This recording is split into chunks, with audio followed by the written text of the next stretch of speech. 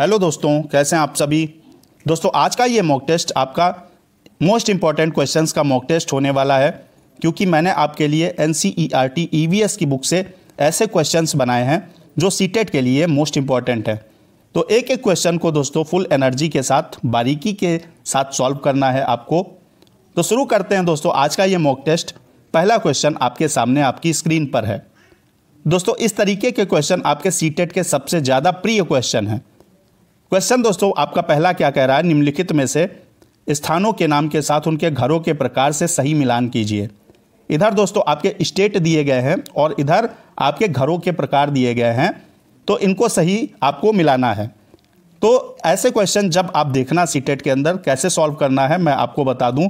सबसे पहले दोस्तों आपको घरों के प्रकार पढ़ना है, किस प्रकार के घर कहाँ बनाए जाते हैं।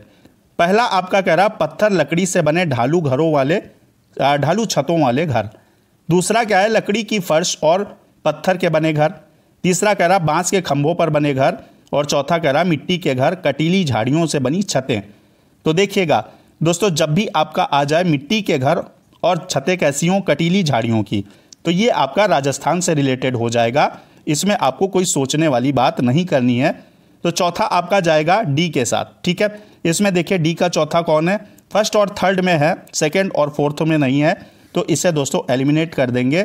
अब आपको दो पर नज़र रखनी है सिर्फ। मनाली की बात करें दोस्तों, इधर देख लीजिए पहले बांस के खंभों पर बने घर। बांस के खंभों पर दोस्तों घर कहाँ बनाए जाते हैं, ये असम में बनाए जाते हैं। और इन जो खंभों की ऊंचाई होती है वो 10 से 12 फीट होती है, या आपका मीटर में आ जाए तो 3 से 3.5 मीटर होती है। तो बांस के खंभों पर कहाँ घर बनाए जाते हैं, असम के अंदर। तो ए का दोस्तों आपका तीसरा हो जाएगा। ए का तीसरा पहले में भी है और तीसरे में भी है। तो अगला देख लेते हैं दोस्तों, लकड़ी की फर्श और पत्थर के बने घर। लकड़ी की फर्श और पत्थर से घर कहाँ बनाए जाते हैं, लद्दाख के अंदर बनाए जाते हैं। तो बी का सेकंड मैच करेगा, बी का सेकंड। मनाली आपकी बात करें तो मनाली में जो घर होते हैं वो पत्थर लकड़ी से बने होते हैं और ढालू छतों वाले घर होते हैं। ये आपका ढालू छतों वाले याद रखिएगा, ये मनाली हिमाचल प्रदेश से रिलेटेड आपके घर हो जाएंगे। तो इसमें आपका ऑप्शन कौन सा सही हो जाएगा, बी का सेकंड जा रहा है। देखिए इसमें बी का फर्स्ट है तो पहला वाला कैंसिल हो जाएगा। सही आपका कौन सा हो जाएगा, थर्ड ऑप्शन बिल्कुल करेक्ट हो जाएगा। अगला दोस्तों जो सुपर फास्ट आपका क्वेश्चन है, मोस्ट इंपॉर्टेंट, वो क्या है, भारतीय त्योहारों का एक समूह जो पूर्णिमा के दिन मनाया जाता है। दिवाली, होली, रक्षाबंधन आपका है, या होली, रक्षाबंधन, गुरु नानक जन्मदिन है। तो दिवाली आपकी अमावस्या को होती है, ए ऑप्शन आपका कैंसिल हो जाएगा। जहाँ जहाँ आपको दिवाली दिखे ये डी ऑप्शन कैंसिल हो जाएगा। मकर संक्रांति वाला कैंसिल हो जाएगा। यहाँ दोस्तों आपका जो सही ऑप्शन होगा, जो त्यौहार पूर्णिमा के दिन मनाए जाते हैं, वो आपका होली, रक्षाबंधन और गुरु नानक जन्मदिन हो जाएगा। बी ऑप्शन सही हो जाएगा। अगला जो क्वेश्चन आपके लिए स्पेशल तैयार किया गया है वो क्वेश्चन है दोस्तों, निम्नलिखित का उचित मिलान कीजिए। अब इसमें दोस्तों बच्चे जो है आपका NCERT के अंदर चैप्टर दिया गया है जिसमें बच्चे स्कूल जाने में किन किन साधनों का यूज करते हैं, वो चीज़ यहाँ पे मैंने आपके लिए बनाई है। देखिए बांस और रस्सी से बना पुल कहाँ होता है, बांस की बात आई तो आप असम के साथ लगाएंगे, ठीक है। अगर बात करें ट्रॉली, जो लकड़ी से एक बना झूला टाइप का होता है जिसमें 4-5 बच्चे बैठ लेते हैं और अपने स्कूल जाते हैं, तो ये आपका कहाँ से रिलेटेड हो जाएगा, ये दोस्तों आपका लद्दाख से हो जाएगा। और यहाँ पे अगर बात करें वल्लम, वल्लम एक दोस्तों लकड़ी की छोटी नाव होती है जिसमें बैठकर बच्चे स्कूल जाते हैं पानी को पार करके, तो ये आपका केरल से रिलेटेड हो जाएगा। और यहाँ अगर आपका बचा एक, बच्चे ऊंट गाड़ी में बैठकर कहाँ जाते हैं, स्कूल कहाँ के बच्चे जाते हैं, तो ये आपका राजस्थान हो जाएगा। ए का जाएगा फोर्थ के साथ। तो ए का दोस्तों फोर्थ के साथ ना तो इसमें जा रहा है ना इसमें और इसमें जा रहा है। देख लेते बी का दोस्तों तीसरा, बी का भी तीसरा है, दोनों में आपके सेकंड और फोर्थ दोनों में बी का क्या है, तीसरा है। असम की बात करें, सी का दोस्तों आपका पहला, सी का इसमें दूसरा जा रहा है, तो आपका सेकंड ऑप्शन सही हो जाएगा, ठीक है। अगला दोस्तों आपका इंपॉर्टेंट क्वेश्चन जो मैंने आपके लिए बनाया है वो क्वेश्चन है, नीचे दिए गए कथनों पर विचार करके सही मिलान कीजिए।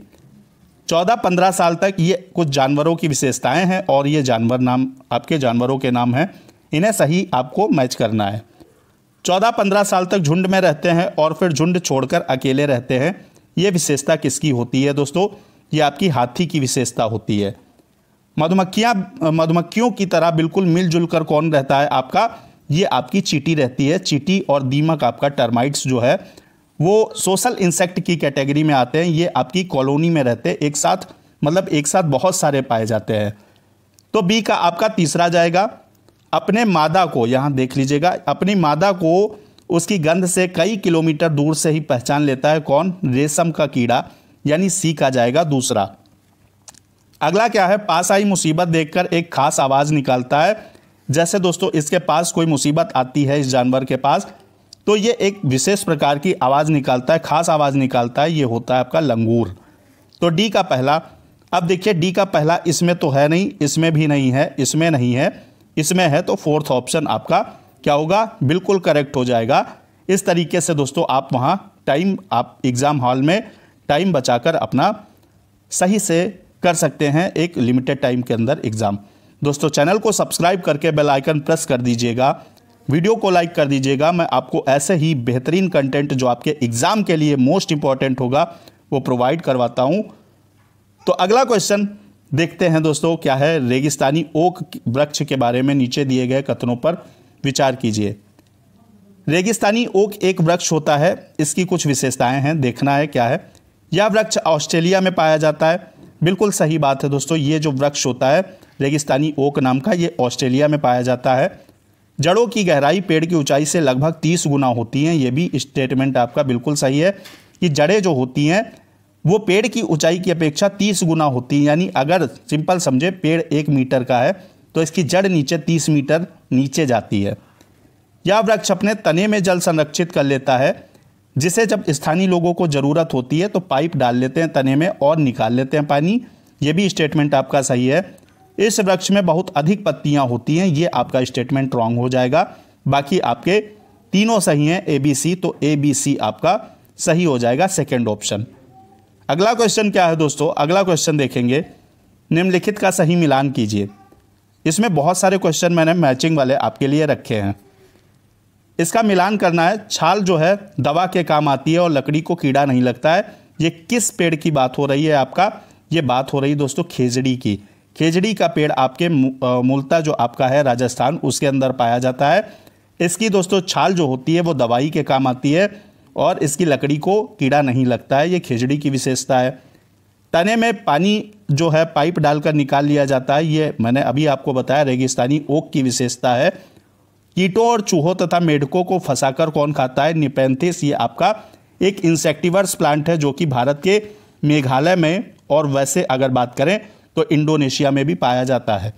तो ये इसकी विशेषता हो गई। सी आपका, इसमें देख लेते, सी का पहला इसमें है और इसमें है, तो बाकी के दो ये किसी काम के नहीं है। बी की बात करें दोस्तों तो बी का तीसरा इसमें है आपका फर्स्ट में, तो ये भी आपका कैंसिल हो गया, ए ऑप्शन सही हो जाएगा। अगला क्वेश्चन क्या है, अगला क्वेश्चन दोस्तों है जो आपके ब्लाइंड स्टूडेंट हैं, दृष्टिबाधित विद्यार्थी हैं, उनके लिए निम्नलिखित में से कौन सी युक्ति पर्यावरण अध्यापन के लिए सबसे अधिक सही है। यानी अगर किसी ब्लाइंड स्टूडेंट को आप पढ़ा रहे हैं ईवीएस, तो कौन सी युक्ति अपनाएंगे। श्रवण पाठ्य वस्तु तैयार की जाए, यानी ऑडिएबल आपका जो चीज़ें हैं वो तैयार की जाएं, तो ये तो सही है क्योंकि बच्चा क्या है दोस्तों, स्टूडेंट क्या है, ब्लाइंड है तो सुन तो सकता है, ए सही हो जाएगा।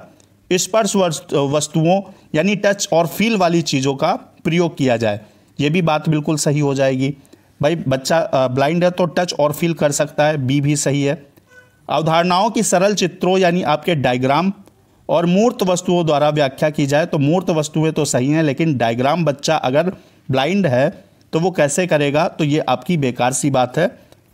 डी की बात करें, जहाँ तक संभव हो पाठ्य वस्तु को अधिक से अधिक मूर्त बनाएं, ये आपका सही हो जाएगा। ठीक है, ऐसी चीज़ें बच्चे को फील कराएं जिसे वो देख तो सकता नहीं है लेकिन छू कर महसूस करके जान जाए, तो मूर्त आपको क्लासरूम बनाना है।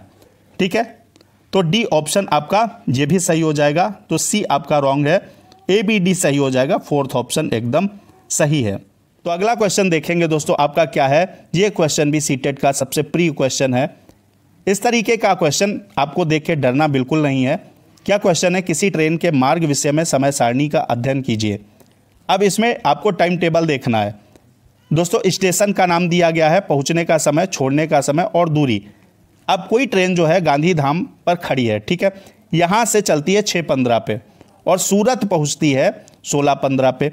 बाकी इस टाइम से आपको कोई मतलब नहीं है, सूरत से कब छूटती है उससे कोई मतलब नहीं है।